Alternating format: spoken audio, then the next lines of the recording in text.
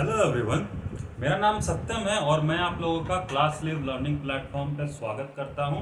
जैसा कि आप लोग जान रहे हैं, हमारे प्लेटफॉर्म पे आरआरबी, एनटीपीसी और ग्रुप डी की तैयारियां कराई जा रही हैं और मैं आप लोगों की जनरल साइंस की क्लासेज अभी ले रहा हूं। तो जनरल साइंस में हम आज थोड़ा आगे की पढ़ाई करेंगे। पिछले क्लास में हमने मोशन एंड रेस्ट पढ़ा था, डिस्टेंस एंड डिस्प्लेसमेंट देखा था, स्पीड और वेलोसिटी देखा था, उसे समझा था कि स्पीड, वेलोसिटी, चाल और वेग क्या होती हैं। तो हम आज आगे की पढ़ाई में आज पढ़ने जा रहे शुरुआत करने जा रहे हैं एवरेज स्पीड से। आज हम शुरुआत करने जा रहे हैं एवरेज स्पीड, जिसे हिंदी में कहते हैं औसत चाल। क्या कहते हैं? औसत चाल। ठीक है। तो आप जैसे बोलते हैं ना कि उसका गाड़ी कितना स्पीड दे रहा है, फिर 50 किलोमीटर पर आवर स्पीड दे रहा है। ठीक है। ट्रेन किस स्पीड से चल रहा है? 150 kilometre per hour, 100 kilometre per hour, 120 kilometre per hour. एक जनरल नहीं बोला जाता है कि इसका स्पीड इतना है, 100 किलोमीटर पर आवर। ठीक है। तो जैसे एक कार है, वो बोला गया कि 2 घंटे में 2 आवर, 2 घंटे में 100 किलोमीटर। कोई एक कार है जो कि 2 किलोमीटर में, यहां लिख रहा हूं, 2 किलोमीटर में, सॉरी 2 आवर में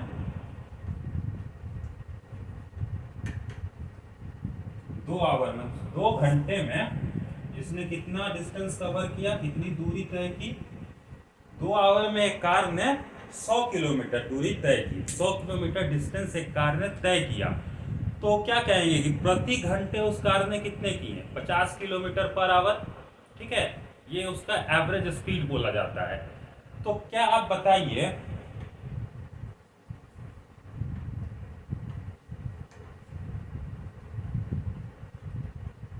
ये एक रोड है। क्या है ये? रोड है। यहां से कार स्टार्ट हुई। ठीक है। कार स्टार्ट हुई तो ठीक है, 1 घंटा बाद कार यहां आएगी। 1 घंटा बाद कार यहां आएगी। ठीक है।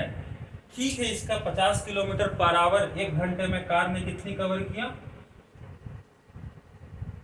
50 किलोमीटर कार ने कवर किया। ठीक है। 1 किलोमीटर में तो 50 किलोमीटर पर आवर कार की स्पीड है, यानी हर 1 घंटे में कार 50 किलोमीटर कवर कर रही है। तो क्या ऐसा होता है कि कार शुरुआत होगी, शुरुआत से ही 50 किलोमीटर, एकदम 50 किलोमीटर है, अचानक से रुक जाएगी, जीरो वेलोसिटी हो जाएगा, जीरो उसका वेग हो जाएगा, जीरो स्पीड हो जाएगा, एकदम शुरुआत 50, एकदम अंत 50। ऐसा तो नहीं होता है ना। धीरे धीरे शुरुआत करेगी। कहीं ट्रैफिक आ गया तो कार की स्पीड थोड़ा स्लो भी होगी, थोड़ा धीरे जाएगी। फिर जहां रोड खाली मिला वहां कार और तेज भागेगी। समझ रहे हैं? तो कार सिचुएशन के हिसाब से, जैसी परिस्थिति रहेगी उस हिसाब से अपना स्पीड बढ़ाएगी और घटाएगी। लेकिन एक एवरेज कहा जा सकता है कि 1 घंटे में कार ने 50 किलोमीटर तय किया। ठीक है। तो ये जो एवरेज बोला जा रहा है ना, ये जो औसत चाल, एवरेज स्पीड बोली जा रही है ना, इसी का हम डिस्कशन करने जा रहे हैं। एवरेज स्पीड जो होती है वो होती है टोटल डिस्टेंस ट्रेवल्ड, जितनी टोटल दूरी तय की गई। ठीक है। जितनी भी रोड में 1 घंटे में टोटल दूरी तय की गई, जितने भी टाइम में, और total time taken, total time taken मतलब 1 घंटा है, 2 घंटा है, 3 घंटा है। उस मान लीजिए जैसे 1 घंटे का एग्जांपल लेते हैं, तो चलिए 2 घंटे का एग्जांपल लेते हैं। 2 आवर टाइम है हमारे पास। कितना? 2 आवर टाइम है। तो ये टोटल टाइम हो गया। अब इस टाइम में कोई ऑब्जेक्ट जैसे कार है, वो कितना टोटल डिस्टेंस ट्रेवल करता है, कितना टोटल डिस्टेंस ट्रेवल करता है, मीन्स कहीं धीरे जा रहा है, कहीं स्पीड में जा रहा है, कहीं तेज जा रहा है, उससे हमको मतलब नहीं है। टोटल डिस्टेंस वो कितना कवर किया वो लेंगे और जो टोटल टाइम है उससे डिवाइड कर देंगे। टोटल डिस्टेंस लेंगे, टोटल टाइम लेंगे और डिवाइड कर देंगे, तो वो हमें कौन सा कॉन्सेप्ट दे देगा? एवरेज स्पीड दे देगा। औसत चाल जिसे हिंदी में बोलते हैं, एवरेज स्पीड को हिंदी में औसत चाल बोलते हैं। तो हमें एवरेज स्पीड मिल जाएगा।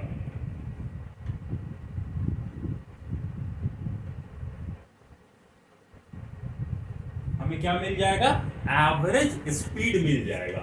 तो एवरेज स्पीड से आपके एग्जामिनेशंस में काफी क्वेश्चंस पहले भी आते रहे हैं और आगे भी आने की संभावनाएं हैं, पॉसिबिलिटीज हैं। तो इस एवरेज स्पीड का कॉन्सेप्ट आपके लिए बहुत इंपॉर्टेंट है। तो चलिए, बस एवरेज स्पीड में इतना ही आपको समझना है, इतना ही जानना है, इतना ही कुछ है। टोटल डिस्टेंस, जितनी टोटल दूरी तय की गई और उसको टोटल समय, जो एकदम टोटल टाइम है, उससे डिवाइड कर देंगे तो हमें क्या मिल जाएगा, एवरेज स्पीड मिल जाएगा। एक एवरेज स्पीड का क्वेश्चन है, आइए देखते हैं। क्वेश्चन बोलता है an object travels 16 metre in 4 second and then another 16 metre in 2 second, what is the average speed of the object. ठीक है, इसे हिंदी में ये क्वेश्चन हो जाएगा, एक वस्तु 16 मीटर की दूरी 4 सेकंड में तय करती है तथा पुनः 16 मीटर की दूरी 2 सेकंड में तय करती है, वस्तु की औसत चाल क्या होगी। ठीक है, इसे जरा क्वेश्चन को ऐसे समझिए, सवाल को। यहां पे मान लीजिए स्ट्रेट लाइन है, आपका रोड है, यहां पे ऑब्जेक्ट ट्रेवल करेगा। ठीक है, तो क्वेश्चन के हिसाब से है object travel 16 metre in 4 second, 16 metre की दूरी 4 सेकेंड में तय करती है। तो ये 16 मीटर मान लीजिए, ये 16 मीटर जो कि 4 सेकेंड में ऑब्जेक्ट तय कर रही है। ठीक है, देन अनदर 16 मीटर तथा पुनः 16 मीटर की दूरी, दोबारा 16 मीटर, ये 16 मीटर कवर हो गया, इसके बाद फिर 16 मीटर, इसके बाद फिर 16 मीटर। तो इसके बाद जो पुनः 16 मीटर है उसके बारे में क्या लिखा है, इन 2 सेकेंड। इस बार 4 सेकेंड में नहीं हो रहा है, जो पहले का 16 मीटर था वो 4 सेकेंड में हुआ, लेकिन जो दोबारा 16 मीटर ऑब्जेक्ट कवर कर रहा है वो 2 सेकेंड में कर रहा है। वो कितने में कर रहा है, 2 सेकेंड में कर रहा है। ये जो नेक्स्ट 16 मिनट है, जो दोबारा 16 मीटर जो ऑब्जेक्ट ने कवर किया है वो 2 सेकेंड में कर लिया। What is the average speed. अब एवरेज स्पीड निकालना है, इतने दूर का, इतने दूर का एवरेज स्पीड निकालना है। मींस टोटल डिस्टेंस, जितनी भी ऑब्जेक्ट ने टोटल डिस्टेंस कवर की, 16 तो अलग अलग बता दिया क्वेश्चन में, मैंने समझा दिया, आप समझ गए, लेकिन क्या निकालना है, एवरेज स्पीड। तो एवरेज स्पीड क्या अलग अलग निकलता है, बीच बीच का, एवरेज स्पीड टोटल का निकलता है, total distance by total time, total distance covered by total time. तो बस हम यही चीज का यूज करेंगे, फॉर्मूला का समझेंगे, क्वेश्चन से समझ लेना है टोटल डिस्टेंस टोटल टाइम क्या है, उसको फॉर्मूला में यूज कर लेना है। फॉर्मूला क्या है, total distance travelled by total time taken, पूरी दूरी जो तय की गई और जो पूरी टाइम है, टोटल टाइम है, उससे डिवाइड कर देना है। तो टोटल डिस्टेंस निकालेंगे, सबसे पहले क्या हो जाएगा, 16 metre plus 16 metre, 16 plus 16 32 metre. Total time taken, यहाँ 4 सेकेंड है, यहाँ 2 सेकेंड है, तो 4 second plus 2 second equal to 6 second. तो टोटल टाइम हमारे पास आ गया 6 सेकेंड।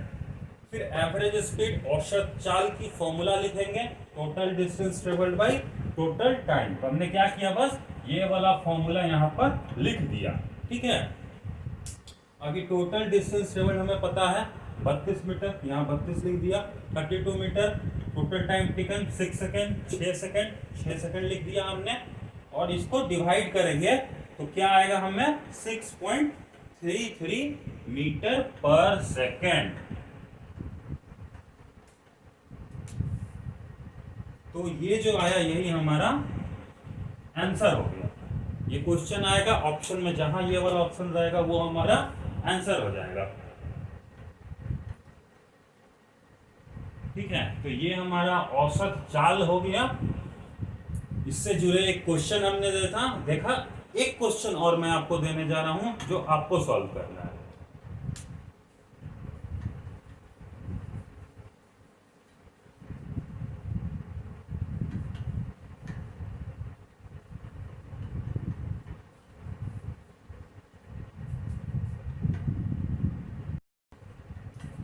तो एवरेज स्पीड में, औसत चाल में ही एक सवाल है। An object travels 24 metre in 3 second, then another 15 metre in 2 second. What is the average speed of the object? ठीक है, इसे हिंदी में एक सवाल हो जाएगा, एक वस्तु 3 सेकंड में 24 मीटर और अगले 2 सेकंड में 15 मीटर की दूरी तय करता है, वस्तु की औसत गति क्या होगी? ठीक है, तो एकदम ये मिलता जुलता क्वेश्चन है जो मैंने अभी पिछले क्वेश्चन में सॉल्व किया, एकदम बिल्कुल वही कॉन्सेप्ट लगेगा, बिल्कुल उसी तरह से आप सॉल्व कीजिए। और ये 4 ऑप्शन है, आप सॉल्व कीजिए और कमेंट में हमें बताइए कौन सा ऑप्शन सही होगा। इसमें एकदम वही कॉन्सेप्ट लगेगा, बस आप यूनिट का थोड़ा ध्यान रखिएगा, क्योंकि जो ऑप्शन है उसमें यूनिट में थोड़ा आप कंफ्यूज कर सकते हैं, इसलिए यूनिट का ध्यान रखिएगा। और मैंने जैसा मेथड बताया वैसे ही बनाइए और कमेंट सेक्शन में बताइए इसका आंसर क्या होगा। मैं नेक्स्ट क्लास में इसका आंसर बताऊंगा, ठीक है? तो ये आप सॉल्व कीजिए।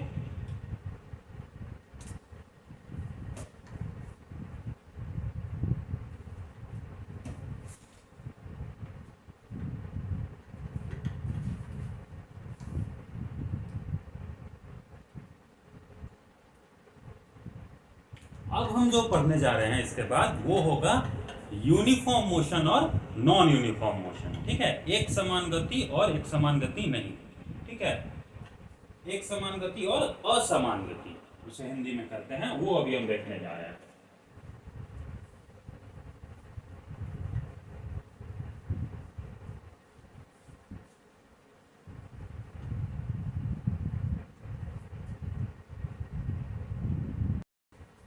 अब हम देख रहे हैं यूनिफॉर्म मोशन और नॉन यूनिफॉर्म मोशन।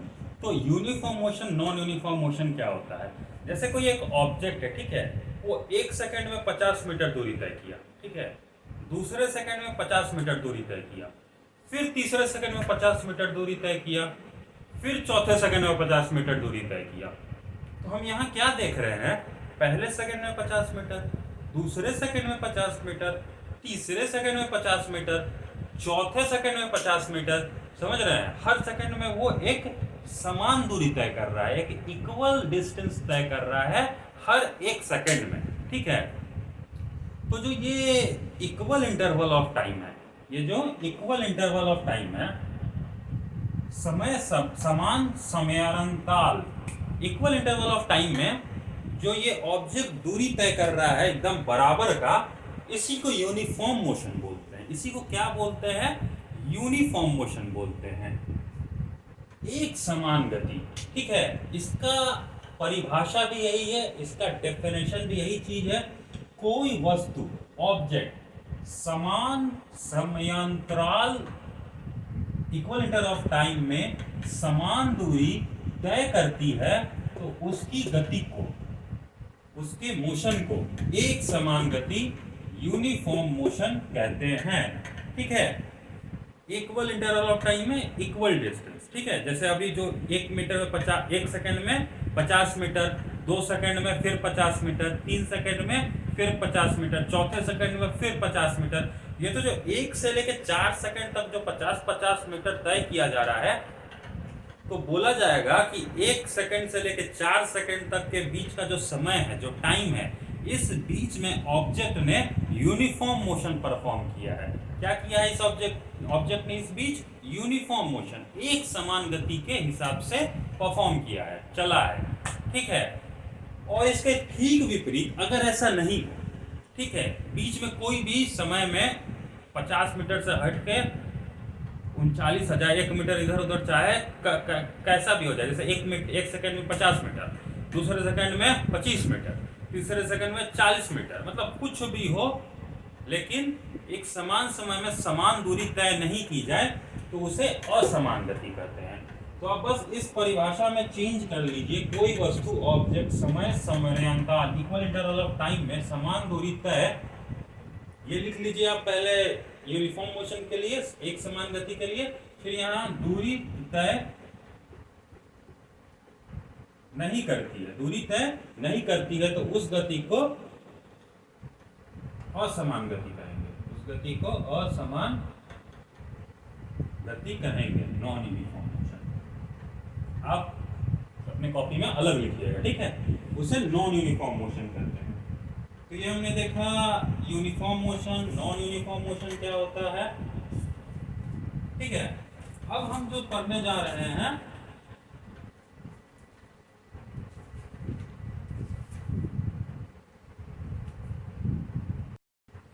तो आपने लिख लिया, आपने देखा यूनिफॉर्म मोशन एक समान गति और नॉन यूनिफॉर्म मोशन असमान गति। अब हम जो पढ़ने जा रहे हैं वो है एक्सीलरेशन, ठीक है, त्वरण।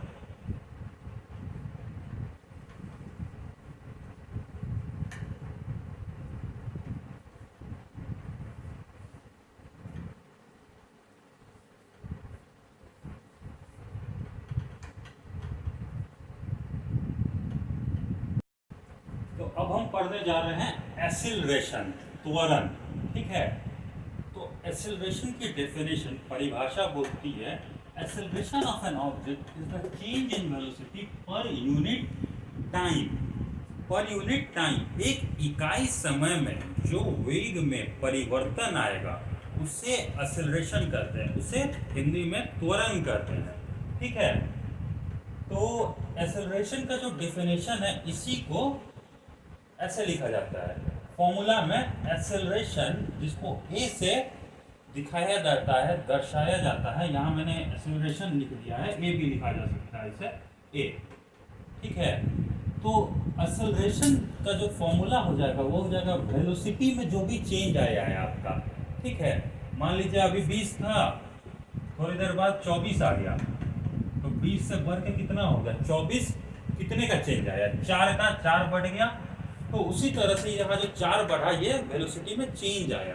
उसी तरह से जब भी जो भी वेलोसिटी में चेंज आएगा उसको फ्रैक्शन के न्यूमरेटर में लेंगे, ठीक है, यहाँ लेंगे, और जितने समय में ये चेंज आया है, कोई समय में चेंज आया होगा ना, 20 जब था 24 कब हुआ, तो उस बीच में कुछ समय लगा होगा ना, तो वो जो समय लगा, जिस समय में वेलोसिटी में चेंज आया उसी समय को, उसी टाइम को डिवाइड कर देंगे। वेलोसिटी में जो चेंज आया और टाइम लगा, उस टाइम को डिवाइड कर देंगे, वही हमें क्या दे देगा, एक्सेलरेशन दे देगा, त्वरण दे देगा, ठीक है। तो ये एक्सेलरेशन का डेफिनेशन है और फॉर्मूला है, ठीक है।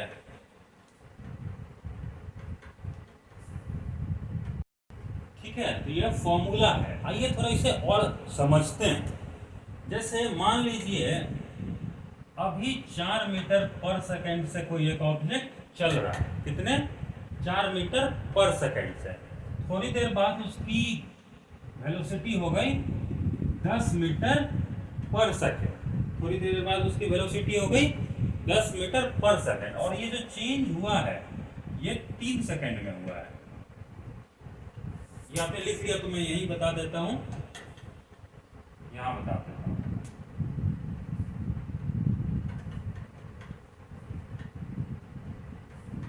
समझिएगा, जैसे मान लीजिए कोई ऑब्जेक्ट का वेलोसिटी है 4 मीटर पर सेकंड, ठीक है, थोड़ी देर बाद उसकी वेलोसिटी हो गई 10 मीटर पर सेकंड, थोड़ी देर बाद उसकी वेलोसिटी हो गई 10 मीटर पर सेकंड, हिंदी में उसकी वेग हो गई। तो परिवर्तन आया ना, बदलाव आया ना, वेलोसिटी में चेंज आया ना, अभी 4 मीटर पर सेकंड थी, फिर 10 मीटर पर सेकंड हो गई, ठीक है। और ये जो बदलाव आया ये 3 सेकंड में आया, कितने देर में आया, 3 सेकंड में आया, 3 सेकंड में वेलोसिटी चेंज हो गई। तो जो एक्सेलरेशन होगा, वेलोसिटी में बदलाव, कितनी की बदलाव आया, कितना बढ़ गया, 10 माइनस 4, ठीक है, 10 माइनस 4 हमें यह बदलाव आया, कितने समय में, 3 सेकंड में, 3 सेकंड, और ऊपर हो जाएगा मीटर पर सेकंड। तो 10 माइनस 4, 10 में से 4 घटाएंगे तो कितनी होगी, 6 आएगा, 6 मीटर पर सेकंड, और नीचे कितना है, 3 सेकंड। तो यहां से क्या हमें पता चल रहा है ना कि 3 सेकंड में 6 मीटर पर सेकंड बदलाव आया है, ठीक है। ये भी और ये कैलकुलेट होगा, 3 से 6 कटेगा 2 बार में, तो क्या आ रहा है, 2 मीटर पर सेकंड स्क्वायर, 2 मीटर पर सेकंड स्क्वायर। इसको ऐसे भी लिख सकते हैं 2 मीटर पर सेकंड, और नीचे 1 हो गया तो सेकंड। ये मैं समझने के लिए बता रहा हूँ। इसका मतलब हो जाएगा हर एक सेकंड में वेलोसिटी 2 मीटर पर सेकंड बदला है, परिवर्तन हुआ है। वेलोसिटी में चेंज हर एक सेकंड में कितना आया है? 2 मीटर पर सेकंड। ठीक है, तो एक्सेलरेशन बताता है कि हर सेकंड में वेलोसिटी कितनी बदल रही है, कितना उसमें चेंज आ रहा है। तो एक्सेलरेशन हमें ये बताता है। ठीक है, तो एक्सेलरेशन, इस वाले सवाल से हमें क्या पता चला कि एक्सेलरेशन 2 मीटर पर सेकंड स्क्वायर से 2 मीटर पर सेकंड स्क्वायर एक्सेलरेशन है, यानी हर एक सेकंड में 2 मीटर पर सेकंड वेलोसिटी में चेंज आया है। ठीक है, तो आपने ये समझा एक्सेलरेशन।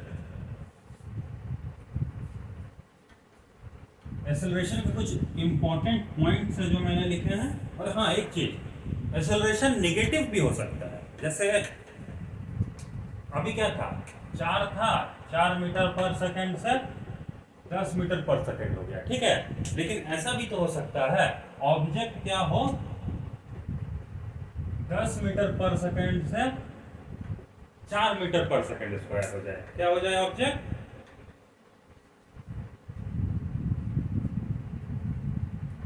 10 मीटर पर सेकंड से 4 मीटर पर सेकंड ऑब्जेक्ट हो जाए, घट जाए।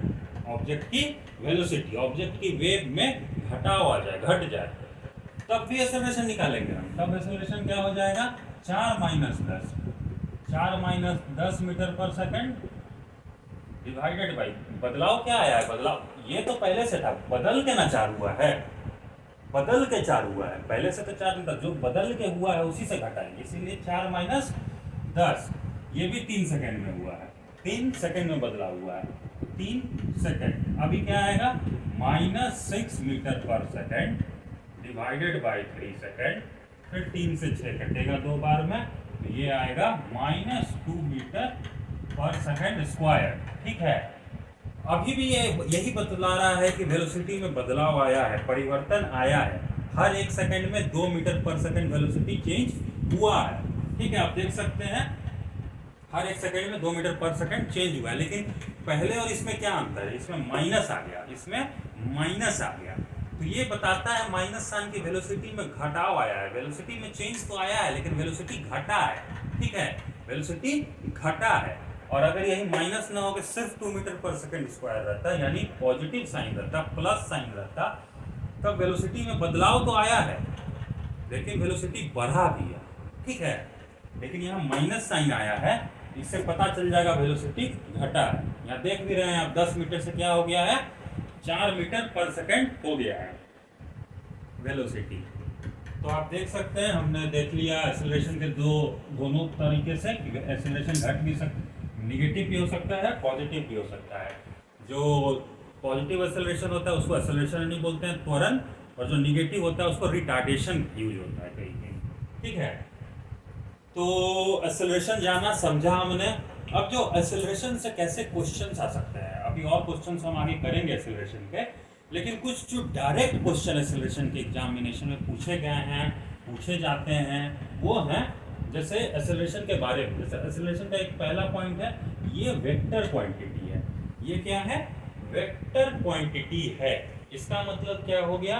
एक्सेलरेशन में मैग्नीट्यूड भी है और डायरेक्शन भी है, दिशा भी है एक्सेलरेशन में। ठीक है, तो पूछ देगा ऑप्शन में कि एक्सेलरेशन क्या है, स्केलर दे देगा, वेक्टर दे देगा, और भी कुछ ऑप्शंस दे देगा, both 1 and 2, none of the above, ऊपर में से कोई नहीं, दोनों होगा, वेक्टर स्केलर, सिर्फ वेक्टर।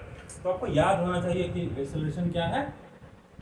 वेक्टर क्वांटिटी है। ठीक है, दूसरा एक इसका है, इसका यूनिट मीटर पर सेकंड स्क्वायर होता है। अभी अभी हमने देखा था तो लिखा था इसका यूनिट मीटर पर सेकंड स्क्वायर। तो इसका यूनिट क्या होता है? मीटर पर सेकंड स्क्वायर। ये डायरेक्ट ये भी पूछ देगा, इनमें से कौन सी एक्सेलरेशन की यूनिट है, इनमें से कौन सी त्वरण की यूनिट है।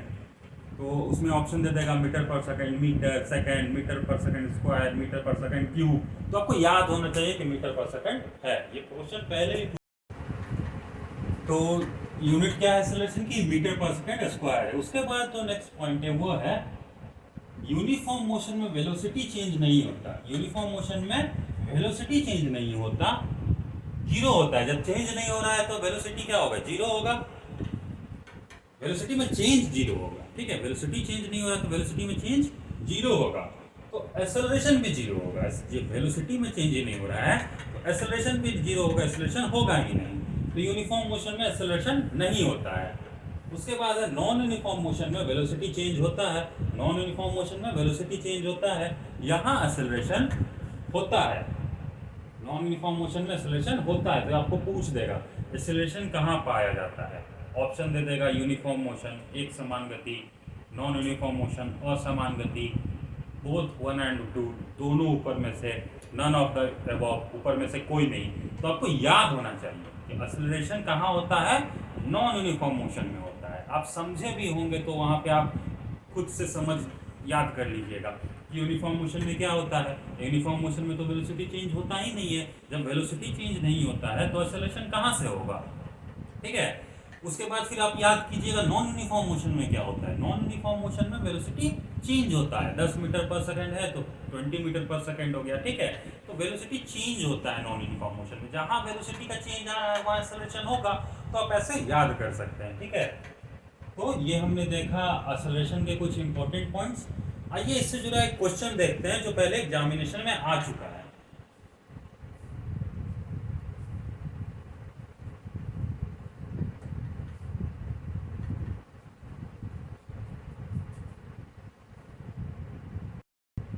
तो हमारा क्वेश्चन है, सवाल है, what is the rate of change of velocity known as.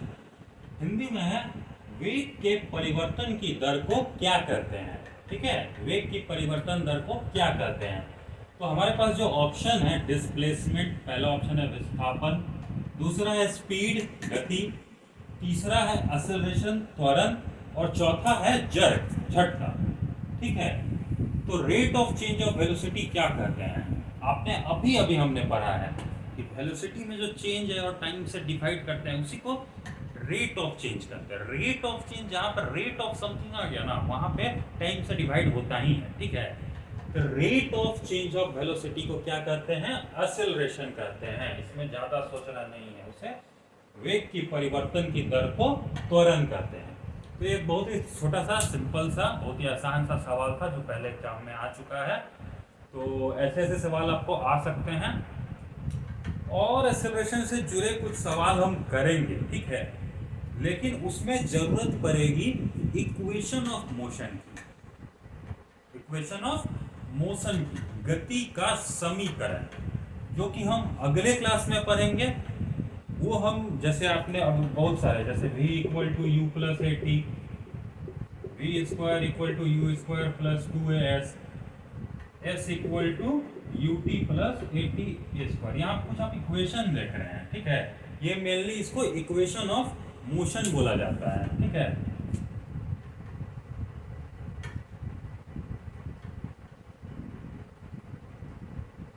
इसे इक्वेशन ऑफ मोशंस बोला जाता है तीनों को, ठीक है।